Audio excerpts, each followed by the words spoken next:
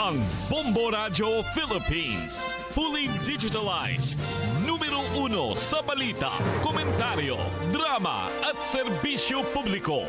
Bombo Radio Philippines. Bombo Radio Philippines. Ang inyong #1 at most trusted radio network in the country. Basta Radio Bombo! Oras sa Bombo Radio, impunto alas 6 na antak na sa buntag. Ani ana pagkatod sa mga nagunang tulis sa mga balita karong mga orasas tong top story. 17 ka mga Pinoy nga gibuhian sa mga Houthi rebels sa Yemen nakauli na sa nasod. Sa balitang lokal, LTO laraw nga ipatuman ng number coding. Sa balitang national, PBBM nagpasalamat sa Sultan sa Oman gumikan sa pagtabang sa 17 ka mga Pinoy nga gibihag sa mga Houthi rebel. Sa balitang international, President Xi Jinping ug President Putin nakigpulong labot sa pagpakusog sa relasyon sa ilang mga nasod. Samtang sa tanga balitang espesyal, dakong watermelon gibuak sa usa ka babay gamit lamang ang iyang mga paa. Sa balitang negosyo, Department of Tourism mag-focus matud pa sa pagdani og mga turistang gikan sa India. Sa itong balitang sports, Women's Maharlika Pilipinas Basketball League maghatag og oportunidad alang sa mga babaeng atleta. Sa balitang showbiz, pambato sa Pilipinas alang sa Reina Hispano-Americana pageant ananas sa Bolivia. Mga kabombo, maayo nga buntag ug welcome sa ato nga Bombo News and Views sa morning edition. Adlaw karon nga Biyernes, pitsa 14 sa bulan sa Enero tuig 2025. Nanukad gikan sa News and Information Center kini yung mga tigbalita. Kini si Bombo Dani Cabagyo. Kini usab si Bombo Dario Formento karon pagsubay na sa detalye sa tunga top story.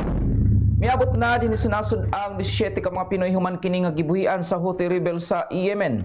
Milapag ang Oman o tugpausab ang Oman Air Flight 843 sa Ninoy Aquino International Airport Terminal 1 sa siyudad sa Pasay pasados 9 antak na kagabi.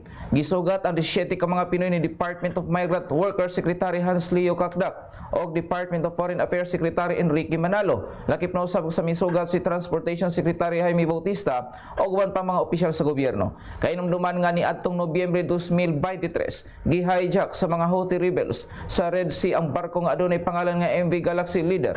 Samtang nagalawig kini padulong sa India og gibihag ang mga crew nini nga gilangkuban sa Bulgarian, Mexican ug Ukrainian nationals. Lakip na usab niini ang 17 ka mga Pinoy. Sa mosobra sa usa ka tuig nga pagbihag, gibuhian lamang kini atong nakalabay nga adlaw og dali nga gimando ni Pangulong Marcos Jr. ang pagpauli nini dinhi sa nasod. 3 minutos na nakalabay sa alas 6 atak na sa buntag o karon pagsubay na sa mga detalles nga balita nga lokal. Laraw karon sa Land Transportation Office nga ipatuman ang number coding scheme isip temporaryo nga lakang aron nga masulbad ang trapiko dinhi sa Davao Region labi pa sa Dakbis Davao. Sumala pa ni LTO Assistant Secretary Baygora Mendoza II nga ang number coding system sa usa ka short-term solution sa pipila ka mga estratehiya nga ilang ginaplano aron nga masulbad ang traffic dinhi sa lugar o dinhi sa atong dakbayan. Dog ang panini nga aron mamahimong epektibo nga masulbad ang trapiko. Dili lamang number coding ang ipatuman apan kinahanglan sumala pa og kombinasyon sa pipila ka mga solusyon. Gibutyag usab ni LTO Davao Regional Director Attorney Ernesto Rafael Robilio nga ang ilang opisina nagaplano na og dugang mga pamaagi aron nga masuta ang kabug-aton sa trapiko.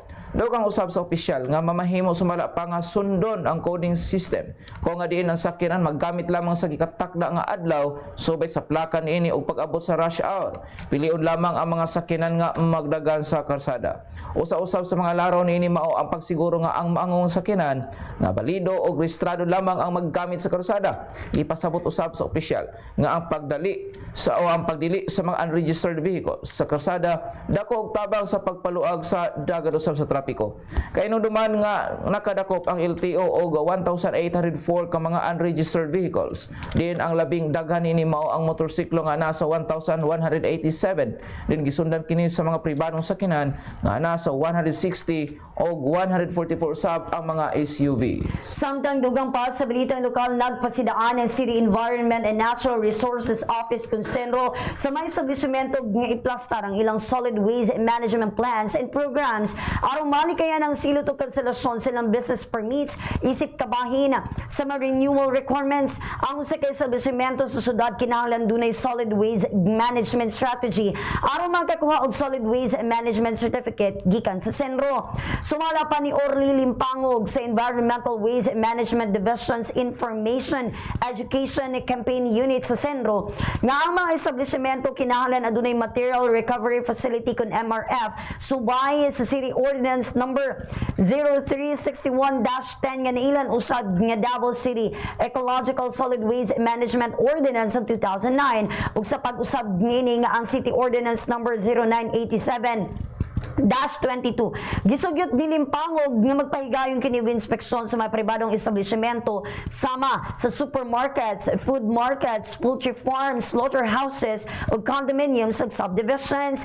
Kahinduman nga ang mga solid waste kinahanglan nga mag-segregate ug ibutang sa Material Recovery Facility una kini ibaligya o i-compost. Ang MRF kinahanglan alang kini sa pag-segregate, pag-recycle ug pag-compose sa solid waste sa mga pribadong negosyo. Dugang panilimpangog nga mga establishmento nga wala pa nakasunod sa mga requisitos mamahimong mag-renew sa ilang business permits apan dili kini makaangkon sa sticker nga nagpamatuod nga ilang naplastar na ang ilang solid waste management plans and programs. Gidili usab ang mga MRFs ug buyback center operators nga magbutang o maglabay silang basura sa sidewalk. Nakasubay kini sa Section 16 sa City Ordinance number 0987-22. Kinahanglan nga limpyo ug hanay ang ilang pasilidad, hustog nga mag-imbak ang recyclable waste products ug kontrolado ang baho. Aron malikayan ang pagtipon sa tubig ulan sa recyclable materials ang nga adunay atop ang mga MRFs. Dugang pa sa mga ordinansa ang pag-operate nga walay solid waste management certificate ug ang kapekyasan sa pagpatuman sa solid waste management plan ug program mamahimong magresulta sa multa nga 4,000 hangtod na 5,000 ug posibleng mapriso sa usa ka bulan hangtod 6 ka buwan depende sa desisyon sa korte. Dugang sa mga multa dunay katungod sumala pa ang mayor sa syudad nga isuspende ug kanselahon ang business permit sa may establishmento nga nakalapas sa balaod sa makaupat nga higayon o labaw pa.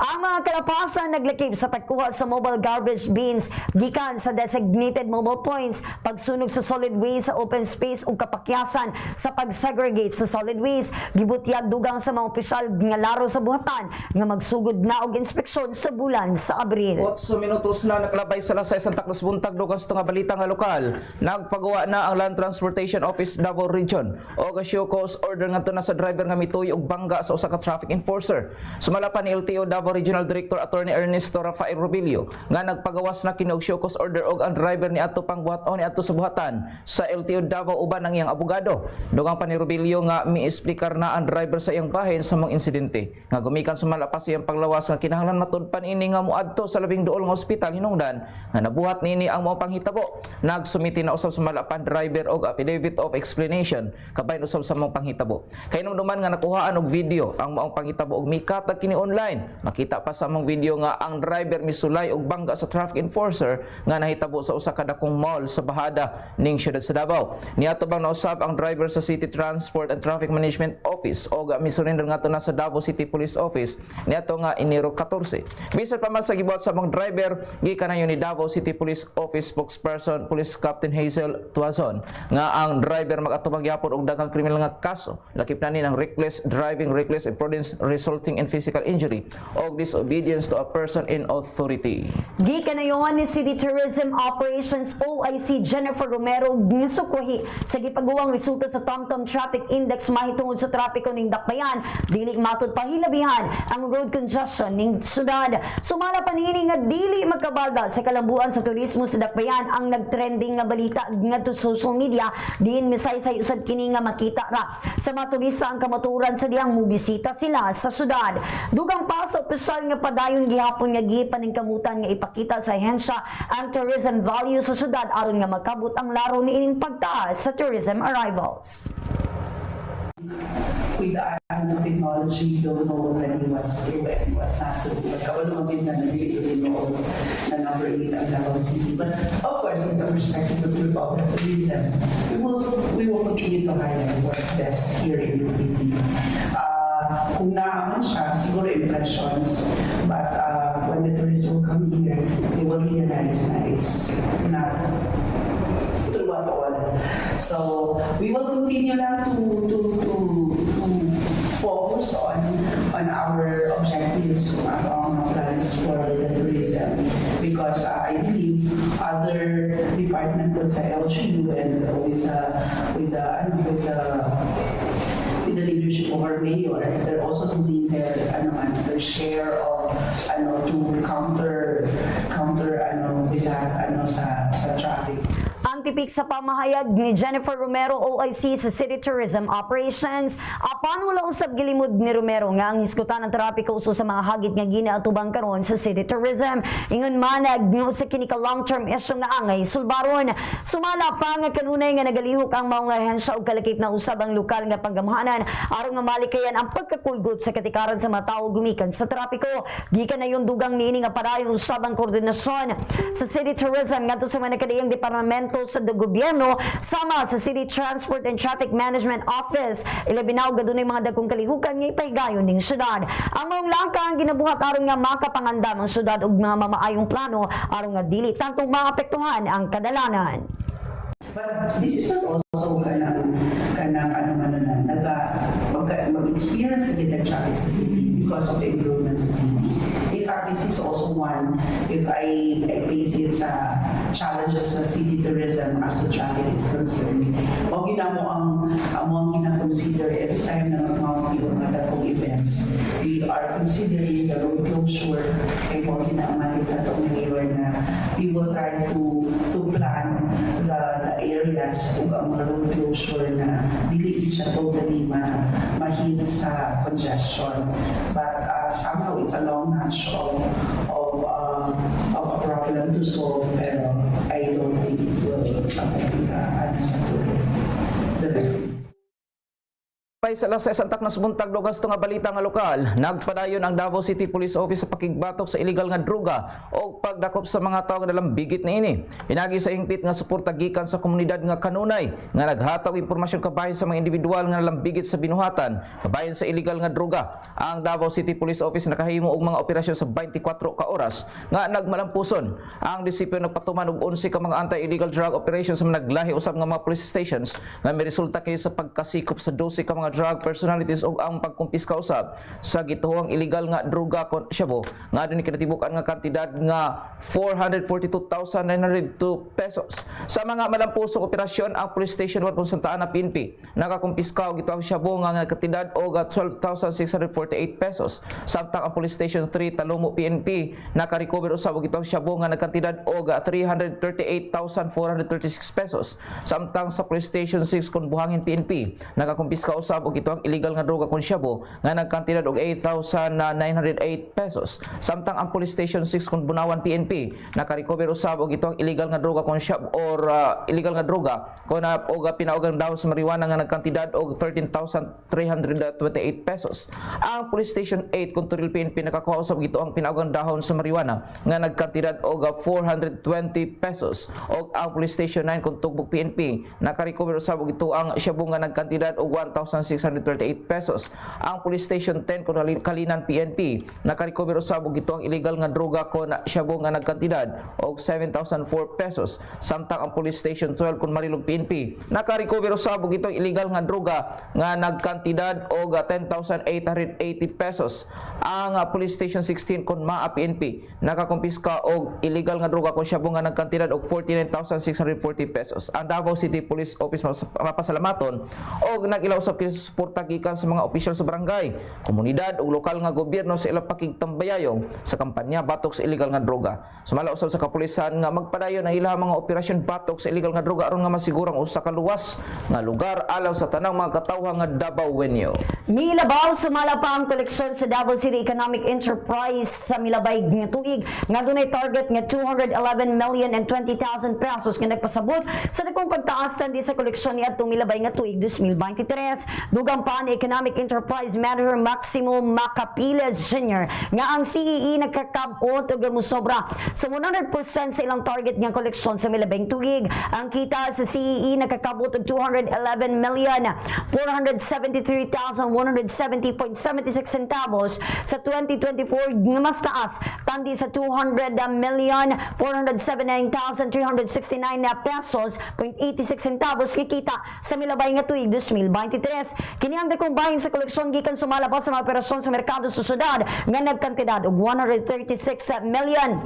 136,553,950.27 centavos.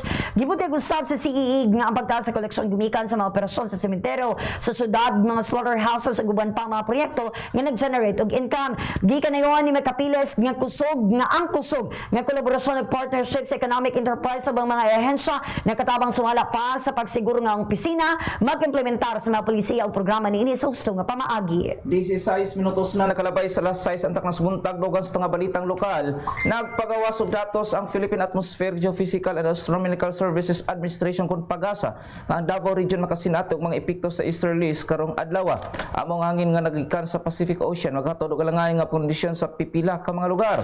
Gibana-banaan sa State Weather Bureau nga ang easterlies mo resulta sa pagpanag-om sa kawanangan uban ang katakatag nga mga pag-ulan ilabi na sa hapon o gabi. Ang init nga temperatura inubanan sa localized thunderstorms mo resulta kini sumala pa sa kusog nga mga pagbundak sa ulan ilabi na sa mga daplin sa mga kabaybayunan o ubos nga mga lugar sa rehiyon. Ang mga residente sa Davao City, Davao del Sur, Davao del Norte, lakip na usab ang Davao Oriental, Davao de Oro, Davao Occidental, gitambagan nga maki-side usab sa katikaran o gamuhimo og necessary precautions ilabi na sa panahon nga adunay kusog nga bundak sa ulan.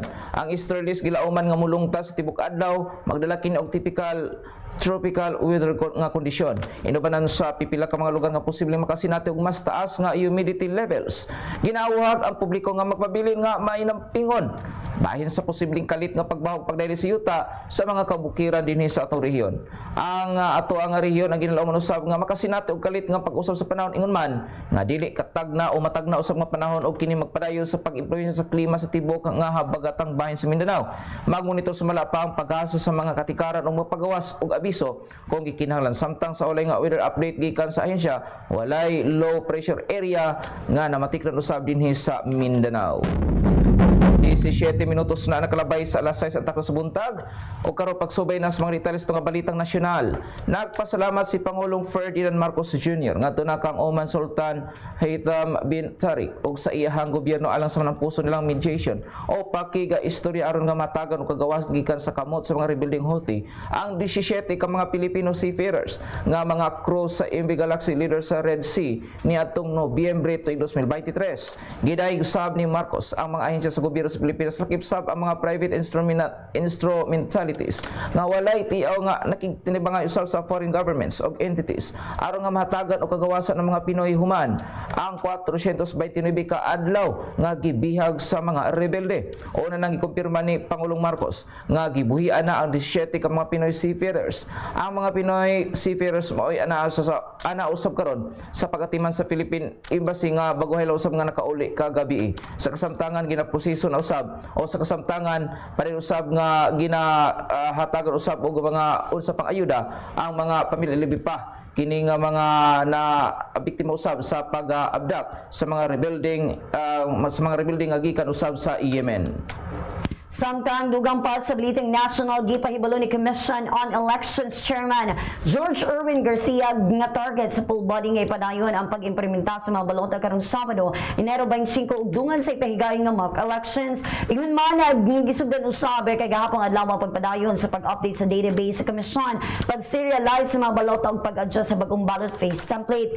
Kini mao'y angay nilang tapuson sa dili pa moabot ang Sabado alang sa pag-reprint sa mga balota. Pag-abot sa mock elections gipili sa komisyon ang pipila ka mga lugar sa nasod ingon man sa gawas sa nasod nga mosalmot di nang gamiton mao ang test ballots lamang. Kini nagpasabot nga dili tinuod nga pangalan sa mga kandidato ang mga pangalan nga nalista sa balota busa walay problema kung mahimo kining dungan sa pag-reprint sa mga balota. 19 minutos na nakalabay sa alas 6 antak na sa buntag andam sumala pa ang Trade Union Congress of the Philippines nga motabang sa gobyerno sa Pilipinas sa paglusad og unified response aron nga matabangan ang mga undocumented Filipino sa US.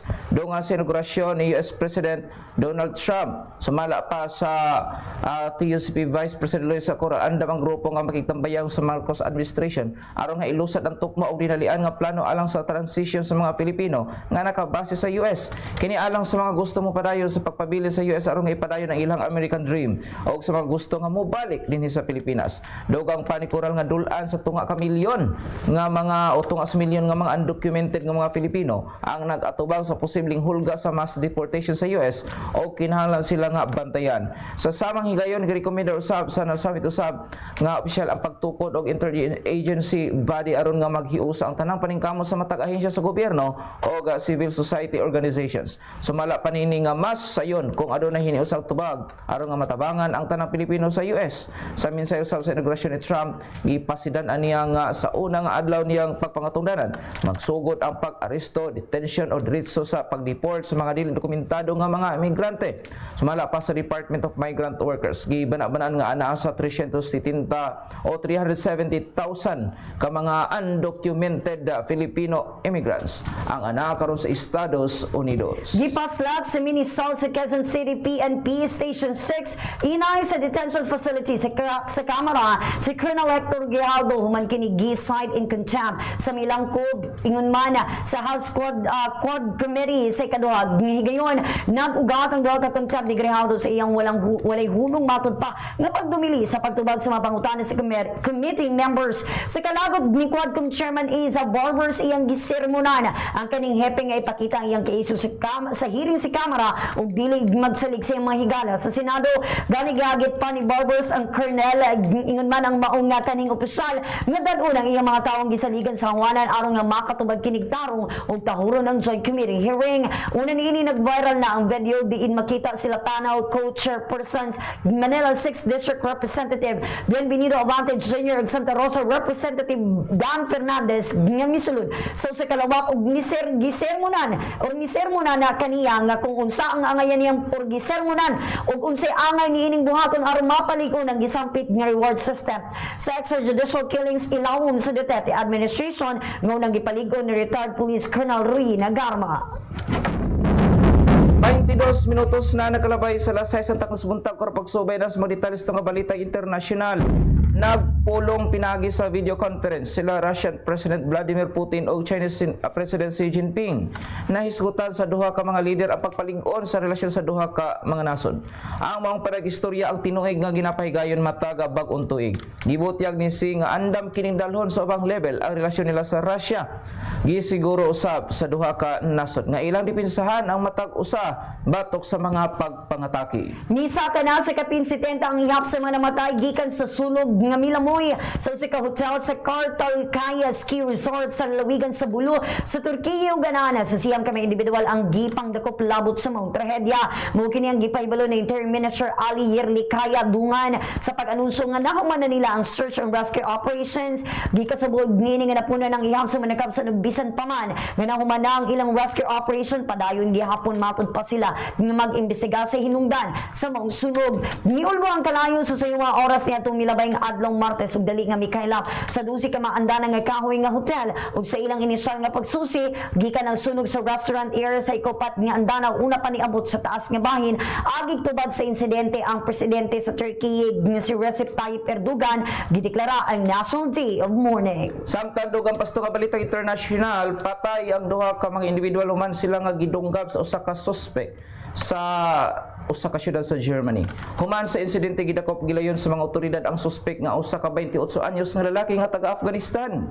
Ang insidente nahitabo sa Schöntal Park sa Bavarian City din usa ka 41 anyos nga lalaki ang usa ka 2 anyos nga batang lalaki ang naangol usab sa mga panghitabo. Gidalas tambalanan ang mga biktima samtang gisusi sa mga otoridad ang motibo sa suspect sa iyahang pagpanunggab. 24 minutos na nakalabay sa lasay sa taknas buntag o karong pagsubay na sa detalye sa balitang espesyal. Alang kaninyo, unsa ang makaya nimong himuon gamit lamang ang imong mga paa? Adunay usa ka babae nga nakahimo og world record tungod sa iyahang mga lig-on nga paa. Dito kini nahitabo sa Turkey. Kung nga diin gibuak sa usa ka babae ang dagkong mga watermelon gamit ang iyahang mga paa. Kini mao si Gosdi Dugan nga naghimo og world record attempt pinaagi sa pagbutang og melon sa tunga sa iyang duha ka mga busok nga paa o gibuka kini. Sa sulod sa usa ka minuto, 5 ka melon ang iyang nabuak nga naghimo kaniya isip record holder sa labing daghang mga melon nga nabuak niini gamit lamang ang iyang duha ka mga paa sa usa ka babae lamang.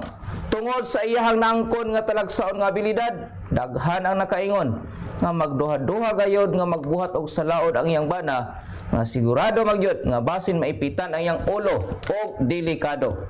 Samtang sa balitang negosyo na plano ang buhatan sa Department of Tourism sa pag-focus sa pagdani sa daghanang mga turista gikan sa India. Sa pagpausbol sa turismo sa Pilipinas, gusto sa ahensya nga hatagan og gigong pagtagal ng mga Indian national nga pili sa pagbisita sa nasod. Mismo si Secretary Cristina Garcia Frasco sa DOT ang mipaambit nga jutay na o jutay ra ang resulta og performance sa nasod tandi sa gidaghanon sa mga turista gikan sa India. Iyang gipasabot nga kapin 5 ka milyones nga mga Indian nga mga biyahedor ngadto sa nasod nga sakop sa Association of Southeast Asian Nations nga mutala ngadto sa 79,000 lang ang mga mibisita sa Pilipinas. Gumikan ini husganon or kusganong gipasiugda sa ahensya ang liberasyon sa visa ilabi na alang sa ilang gipunting nga Indian market mosulod sa nasod. Busa gipaambit sa mga kalihim nga nagpaabot usab sila og tabang gikan sa direktiba sa presidente. Bili sa piso batok sa langyaw nga salapi US dollar 58 pesos and 51 centavos, Hong Kong dollar 7 pesos and 51 centavos, Singaporean dollar 43 pesos and 17 centavos, Saudi Arabia Riyal 15 pesos and 59 centavos, hanggang sa euro 60 pesos and 91 centavos. 26 minutos na nakalabay sa alas 6 ang taknos muntag kor pagsubay na sa detalye tong balitang sports.